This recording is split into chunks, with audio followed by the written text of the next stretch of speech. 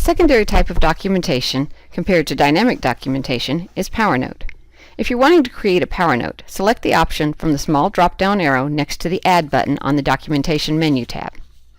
With PowerNotes, the note type field will auto-populate with the last note type used. Remember to change this as appropriate for the document being created. The note types available for PowerNotes are the same as in dynamic documentation. The default list of notes, which will display in the drop-down options, can be chosen by right-clicking on the drop-down arrow and selecting the desired list type. The customization of personal note type list is done the same way for PowerNotes as it is for Dynamic Doc, and if you do it for one, you've already done it for the other. If a list is already created, the list will display whether Dynamic Documentation or PowerNotes are used. To select a template for the note, you can search on the Encounter Pathway tab or select an item from any of the other tabs. Once a template is chosen, the system will display a warning next to the note type field if the template and the note type are not known to be appropriate associations. The system will not prevent you from documenting what it sees as a mismatch. Select OK to open the note. Within the auto-population window, click in the box for any element for which system-generated data is desired to be pulled to the note. You can leave all of the items unchecked and pull them in as desired from within the note. The system will remember the chosen auto-population options the next time the note template is chosen. When all desired terms are selected, click OK to finish opening the note.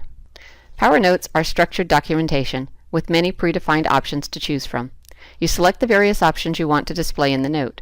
The final note will not look like the template. In PowerNotes, if an item is not charted on, it will not display in the final document. Some basics of the PowerNotes are the Hide or Show structure, which opens or closes a paragraph in the note. Use Free Text option hides any uncharted structure and adds free text at the end of the paragraph. The 3 double-dashed lines opens a charting field for free text, numeric, or time date entries, depending on the element it is associated with.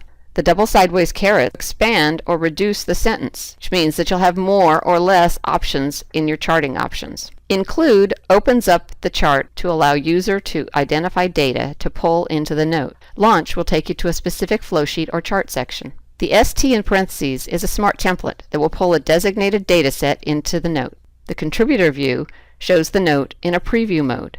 This icon is located on the right side above the scroll bar. Just as noted in the dynamic documentation information, auto text or dot phrases can also be used in PowerNotes within any free text field. When selecting items within the sentences, when you click on the item, it'll put a circle around it. That will be in your note as a positive. If you click on it again, it may get a red line through it. That would be a significant negative when your note is complete. If you click a third time, it will deselect. As with all documentation types, when you're finished, you need to choose Save or Sign and Submit as appropriate. With PowerNotes, when the final document note type window displays, there is an option to forward the notes as you sign the document by selecting the Request Endorsement box. Residents and mid-level providers have this defaulted for them. Checking the box causes the yellow line of required information fields to display. Place your cursor in the field below Endorser, and a search field will be visible. Search for and choose the desired individual's name. Place your cursor in the yellow space below Type to display a drop-down option of Sign or Review. Choose the desired option, then click Sign to send the document to the endorser's inbox. PowerNotes done by residents, PAs, or NPs must be forwarded to obtain the required supervising physician's review and signature. If a note needs to be forwarded after the signing process is complete, follow the steps for forwarding a dynamic documentation note. One type of PowerNote documentation shortcut is a macro.